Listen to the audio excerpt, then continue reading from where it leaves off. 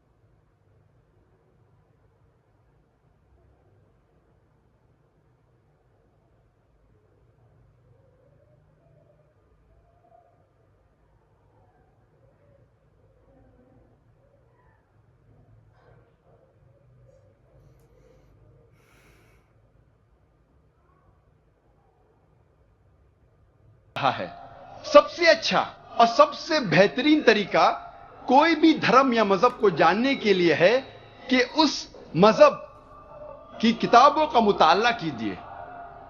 इसीलिए अगर हम हिंदू धर्म को जानना चाहते हैं तो हमें हिंदू को नहीं देखना चाहिए, हमें तहकीक करना चाहिए हिंदू धर्म की किताबों का। और सबसे ऊंची, सबसे अहम हिंदू धर्म की किताब है वेद। यह वेद हिंदू धर्म में सबसे अहम किताब है। अब हम तस्कीरा करेंगे हिंदू धर्म और मजहब इस्लाम में यकसानियत।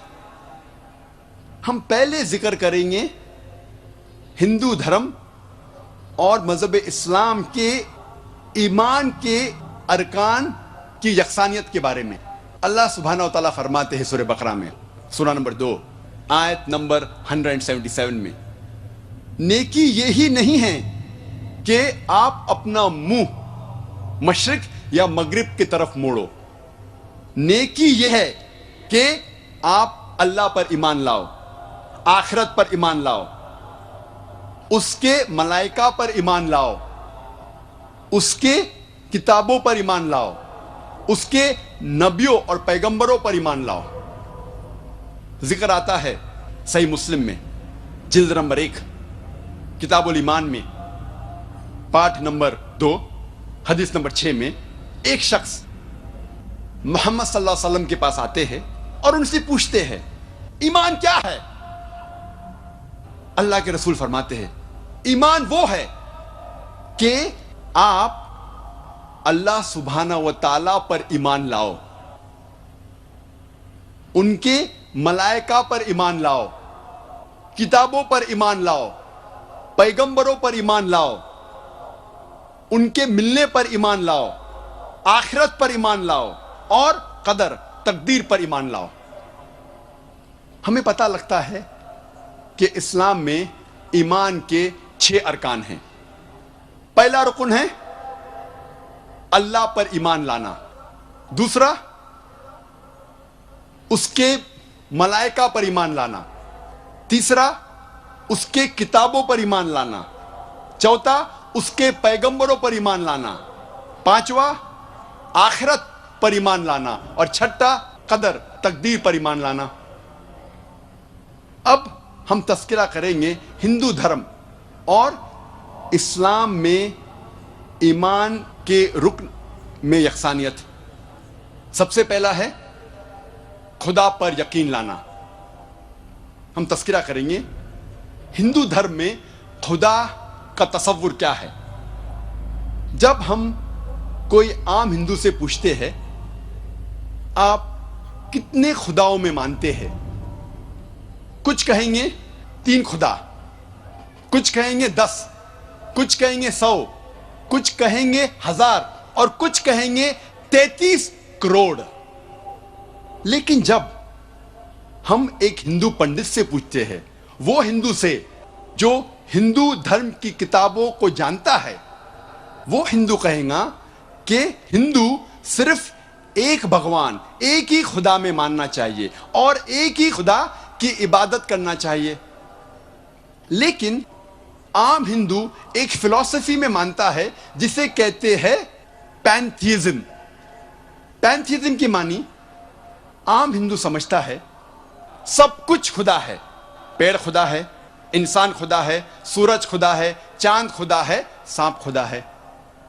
हम मुसलमान समझते हैं कि सब कुछ खुदा का है, पेड़ खुदा का है, इंसान खुदा का है, सूरज खुदा का है, चांद खुदा का है, सांप खुदा का है। अहम फर्क हिंदू और मुसलमान में है। आम हिंदू कहते हैं सब कुछ खुदा है, हम मुसलमान कहते हैं सब कुछ खुदा का है। सिर्फ एक अहम फर्क है का। अगर हम इस का के फर्क को मिटा लेंगे तो हिंदू और मुस्लिम एक हो जाएंगे। कैसे करना चाहिए? जिस तरीके से कुरान में लिखा हुआ है सूरह अल इमरान में सूरा नंबर 3 आयत नंबर 64 में, तालो इला कलमतिन सवाइम बैना बैनकुम, आओ हम उस बात की तरफ जो आप और हम में यकसा है। सबसे पहली बात है अल्लाह नाबुदा इल्लल्लाह, हम सिर्फ एक ही खुदा की इबादत करें। अब हम तस्किरा करेंगे हिंदू मजहब, हिंदू धर्म की किताबें क्या कहती है खुदा के बारे में। एक अहम किताब हिंदू मजहब की है उपनिषद। यह है उपनिषद। जब हम उपनिषद पढ़ते हैं, लिखा हुआ है छंदोग्य उपनिषद में पाठ नंबर 6 भाग नंबर 2 श्लोका नंबर 1 में एकम एविदित्यम, ये संस्कृत श्लोक है जिसके मानी है भगवान एक ही है, दूसरा नहीं है। लिखा हुआ है श्वेताश्वतारोपनिषद में पाठ नंबर 6 श्लोका नंबर 9 में नाचस्य कसिज जनिता न चदीपा, जिसके मानी है उस भगवान, उस खुदा का कोई भी रब नहीं है। उस खुदा, उस भगवान का कोई भी वालिदैन नहीं है, ना पिता है ना माता है, ना बाप है ना मां है, कोई भी रखवाला नहीं है। लिखा हुआ है श्वेताश्वतारोपनिषद में पाठ नंबर 4 में श्लोक नंबर 19 में न तस्य प्रतिमा अस्ति, उस भगवान, उस खुदा की कोई भी प्रतिमा नहीं है। प्रतिमा की मानी अक्स, स्टैच्यू, स्कल्पचर, फोटोग्राफ, पेंटिंग, ये सब प्रतिमा की मानी है। उस भगवान, उस खुदा का कोई भी प्रतिमा नहीं है, ना कोई तस्वीर है, ना कोई स्कल्पचर है, ना कोई स्टैच्यू है, ना कोई बुद्ध है, ना कोई पेंटिंग है। लिखा हुआ है भगवत गीता में, जो सबसे ज्यादा पढ़ी जाने वाली किताब है। भगवत गीता में भगवान का तस्वुर है। पाठ नंबर 7 में श्लोका नंबर 20 में all those whose intelligence has been stolen by material desires, they worship demigods. जो पैसे के पीछे भागता है वो गलत खुदाओं की पूजा करता है। और कुछ तर्जुमा भगवत गीता में लिखा हुआ है कि जो आदमी पैसे के पीछे भागता है वो बुत परस्ती करता है। भगवत गीता में लिखा हुआ है पाठ नंबर 10 में श्लोका नंबर 3 में मैं भगवान पैदा नहीं हुआ हूं, मेरी शुरुआत नहीं है, मैं सारे आलमों का रब हूं। और सबसे अहम किताब हिंदू धर्म में है वेद। जब हम वेद पढ़ते हैं, यजुर्वेद में लिखा हुआ है